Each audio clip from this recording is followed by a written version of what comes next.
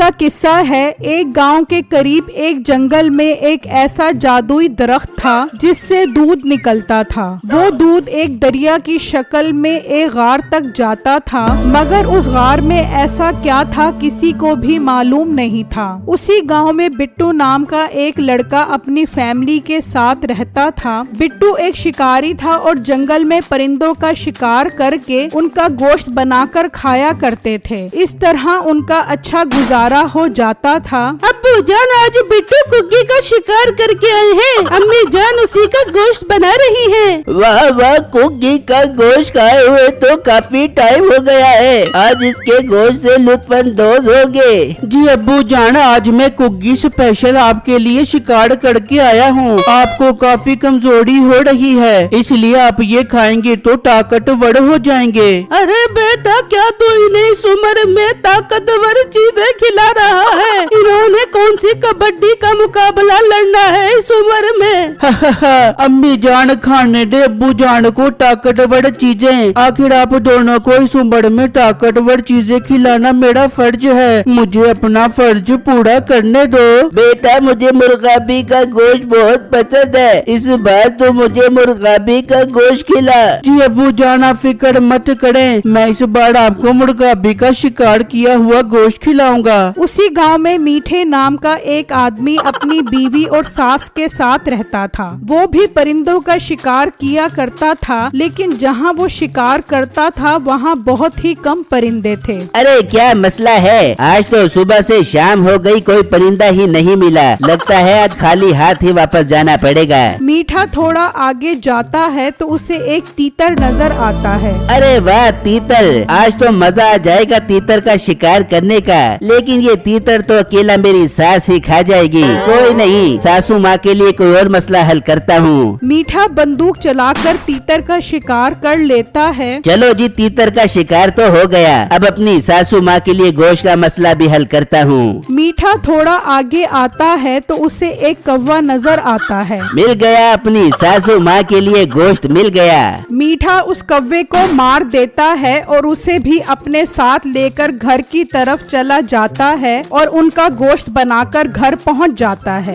देख बेगम, आज तीतर और मुर्गाबी दोनों का शिकार करके आया हूँ। तो एक काम कर, दोनों को अलग अलग हांडी में बना। अरे मीठे, अलग अलग बनाने की क्या जरूरत है? दोनों को एक ही हांडी में बनाते हैं। तीतर और मुर्गाबी मिलकर ऐसा जायका बनाएगी कि मजा आ जाएगा।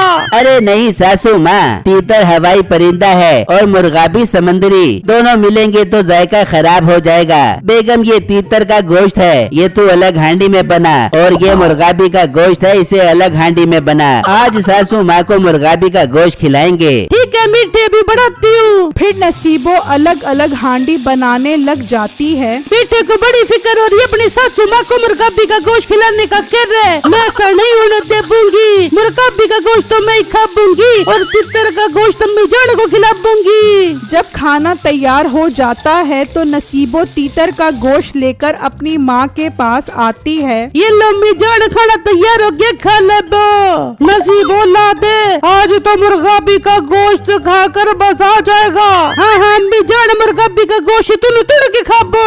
वो उसे खाना देकर चली जाती है और वो दोनों खाने बैठ जाते हैं। ओ बेगम, सासू माँ को मुर्गाबी का गोश्त ही दिया है ना? हाँ हाँ मीठे, मैंने उन्हें मुर्गाबी का गोश्त ही दिया है। ये तीतर का गोश्त है, हम दोनों मिलके तुन के खाते हैं। वो दोनों खाने लग जाते हैं और गोश्त खत्म हो जाता है। वाह मीठे, मजा आ गया। काका काका काका। अरे बेगम, तेरी आवाज को क्या हो गया? का का का का। मीठे, तूने मुझे का का का का खिला दिया। और तुझे किसने कहा था तू का का का का का? और मुझे भी का का गोश्त खिला। फिर जब रात होती है तो वो दोनों सो जाते हैं और सुबह तक गोश्त का असर भी खत्म हो जाता है। वो दोनों उठकर घर से बाहर आ जाते हैं। मीठे, कल तूने बिल्कुल ठीक नहीं किया। मेरी माँ को कब्बा खिला रहा था।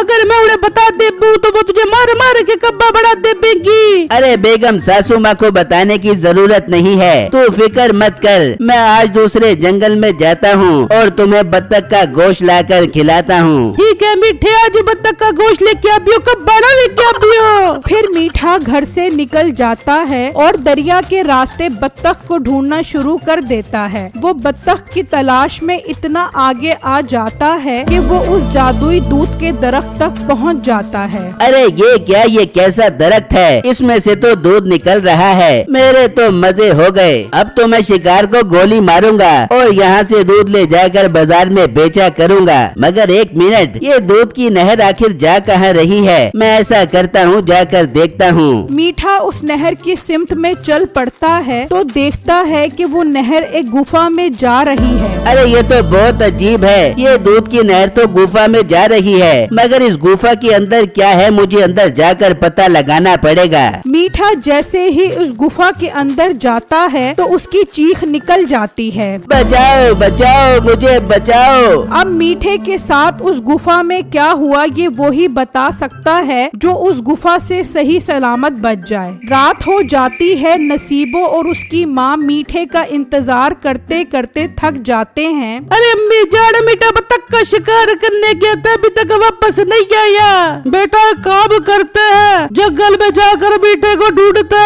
नहीं अम्मी जान, इस वक्त तो जंगल में जंगली जानवर होंगे, वो हमें खा जाएंगे। मैं बिट्टू के पास जाती हूँ, वो भी जंगल में शिकार खेलता है, उससे बात करके आती हूँ। ये कहकर नसीबो घर से निकलती है और बिट्टू के घर आ जाती है। बिट्टू मेरा भाई, मेरा मीठा जंगल में बत्तख का शिकार करने गया था, रात हो गई मगर अभी तक वापस नहीं आया। तो हम क्या करें? तुमने तो सारी जिंदगी मेरे बेटे को तंग किया है, इसकी दुकान को आग लगा दी, यहाँ तक कि मेरा बेटा शिकार करने पर मजबूर हो गया। हम कुछ नहीं करेंगे, तुम जाओ। नहीं अब्बू जान, ये वक्त इन बातों का नहीं है, मुझे मीठे भाई की मदद करनी होगी। मैं सुबह होते ही जंगल जाकर मीठे भाई को ढूंढूंगा। ठीक है बेटे, मैं इंतजार कर बेबूंगी, तो मेरे मीठे को वापस लेके आ जा पियो। ये कहकर नसीबो वहाँ से चली जाती है। बेटा तूने हमें क्यों भरी? देखा नहीं मीठे ने सारी जिंदगी हमें कितना तंग किया है। अब्बू जान कोई बात नहीं, अगर हम किसी का भला करेंगे तो अल्लाह हमारा भला करेगा। फिर जब अगला दिन निकलता है तो बिट्टू मीठे को ढूंढने के लिए निकल जाता है। वो जंगल में हर जगह मीठे को ढूंढता है लेकिन मीठा उसे कहीं नहीं मिलता। वो सफर जारी रखता है और आखिरकार वो उस जादुई दरख्त तक पहुंच जाता है। बिट्टू वो दरख्त देखकर हैरान हो जाता है। ये क्या, ये तो बहुत अजीब दरख्त है और इसमें से दूध निकल रहा है और यहाँ तो दूध की नहर भी बह रही है। बिट्टू उस नहर के सिमत में चल पड़ता है तो देखता है कि वो नहर एक गुफा में जा रही है। यार यहाँ तो एक गुफा भी है, मुझे इस गुफा के अंदर जाना चाहिए। बिट्टू कुछ सोचे समझे बगैर उस गुफा के अंदर चला जाता है तो क्या देखता है कि अंदर मीठे का सर धड़ से अलग दरख्त पर लटका हुआ होता है। बिट्टू ये देखकर डर जाता है। बिट्टू मेरे भाई मुझे बचाओ, जिनने मेरा सर धड़ से अलग करके दरख्त से बांध दिया है। मीठे भाई फिर आप जिंदा कैसे हो? बिट्टू वो जिन बहुत बड़ा जादूगर है और उसने जादू से ही मेरा सर धड़ से अलग कर दिया।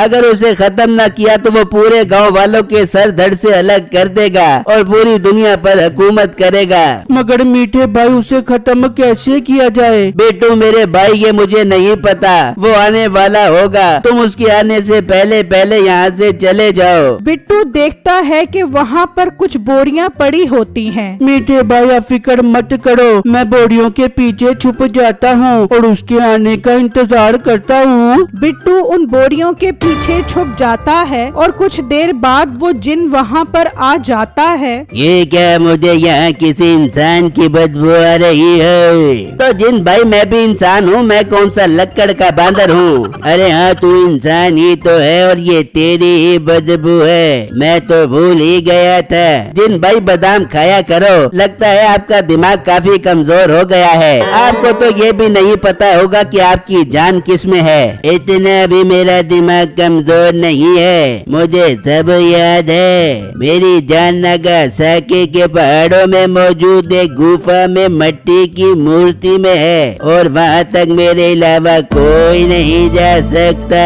जिन भाई, अगर उस मूर्ति को जाकर किसी ने चोरी कर लिया तो आप तो मर जाओगे। नहीं नहीं, मैं ऐसा नहीं चाहता कि आपको कुछ हो। तू फिक्र न कर मेरी, अगर उसे कोई उठाकर भी ले गया तो जब तक वो उस मूर्ति को दूध की नदी में नहीं फेंकेगा उस वक्त तक मुझे कुछ नहीं होगा। और वैसे भी उस गुफा की हिफाजत मेरा एक बाज कर रहा है। अरे यार, मीठे भाई तो बहुत तेज निकला, बातों बातों में उससे सारी बातें उगलवा ली। एक बात सुन, कल मैं तुझे तेरे जिस्म से जोड़कर उस दूध की नदी में फेंक दूंगा, फिर तुम सब लोगों के सर उनके धड़ से अलग हो जाएंगे। कल तेरी बलि देने से मैं बहुत ताकतवर हो जाऊंगा और पूरी दुनिया पर हुकूमत करूंगा। अरे इसका मतलब इसने मीठे भाई को इसलिए पकड़ा है ताकि उसकी बलि से पूरी दुनिया पर हुकूमत कर सके। मुझे जल्दी जल्दी उस मूर्ति तक पहुंचना होगा। मीठे, मैं दूध की नदी में नहाने जा रहा हूँ, अब तू कल मरने के लिए तैयार नहीं। ये कहकर वो जिन गुफा से बाहर चला जाता है और बिट्टू बोरियों के पीछे से निकल आता है। मीठे भाई, मुझे समझ नहीं आ रहा वो गुफा कहाँ पर है। बिट्टू, मैंने कल उससे सुना था कि जब वो दूध की नहर में नहाता है तो उसका बाज दरख्त पर बैठकर उसकी हिफाजत करता है और जब वो नहाकर गायब हो जाता है तो वो बाज उड़कर वापस मूर्ति की हिफाजत करने चला जाता है। इसका मतलब जब वो बाज उड़कर जाए तो मैं भी उसके पीछे पीछे जाऊं और उस गुफा तक पहुंच जाऊं। हाँ बिट्टू, तुम्हें ऐसा ही करना पड़ेगा, बस मुझे बचा लो। बिट्टू गुफा के पास छुपकर देखता है तो वो जिन उस दूध की नहर में नहा रहा होता है और वो बाज दरख्त पर बैठा होता है। जिन नहर से निकलकर गायब हो जाता है और वो बाज उड़ जाता है तो बिट्टू उसका पीछा करने लगता है। वो उसके पीछे जाता रहता है यहाँ तक कि उस गुफा तक पहुँच जाता है। बाज उस गुफा के अंदर चला जाता है। अच्छा, तो ये है वो गुफा। इस बाज का तो मैं अभी काम तमाम करता हूँ, बहुत अपने मालिक को जाकर खबरें देता है। बिट्टू उस गुफा के अंदर चला जाता है तो वहाँ वो मूर्ति पड़ी होती है और बाज उसके ऊपर बैठा होता है। बिट्टू बंदूक से एक ही वार में उसका काम तमाम कर देता है। शुक्र है इस बात से तो जान छूटी। अब इस मूर्ति को उठाकर ले जाता हूँ और जैसे ही कल वो जिन मीठे भाई का सर जोड़ेगा इस मूर्ति को दूध की नहर में फेंक दूंगा। बिट्टू उस मूर्ति को उठाकर वहाँ से ले जाता है और गांव पहुंचकर सब गांव वालों को बता देता है कि किस तरह वो कल जिन सब गांव वालों को मार देगा। बेटा, हम मरना नहीं चाहते, हमें बचा लो। बिट्टू मेरे भाई, अब हम सब गाँव वालों की जिंदगी तेरे हाथ में है। तू मेरे मिट्टे को बलि से बचाकर सब गाँव वालों को मरने से बचा ले।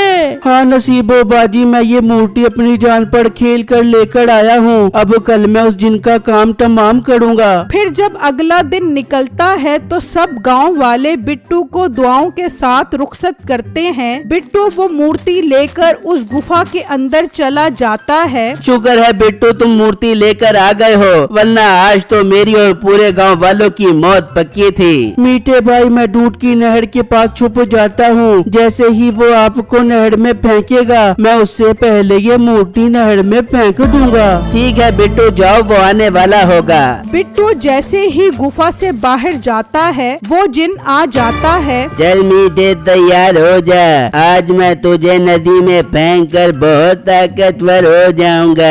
वो मंत्र पढ़ता है और मीठे का मुंह उसके जिस्म से जुड़ जाता है और वो उसे उठाकर गुफा से बाहर ले आता है। वो जैसे ही मीठे को नहर में फेंकने लगता है बिट्टू वो मूर्ति फेंक देता है। मूर्ति फेंकते ही उसे आग लग जाती है। ये तूने क्या किया? तू मेरी मूर्ति कैसे ले आया? वो जिन जलकर भस्म हो जाता है। फिर बिट्टू मीठे को लेकर वापस गांव पहुंच जाता है और इस तरह पूरे गांव वाले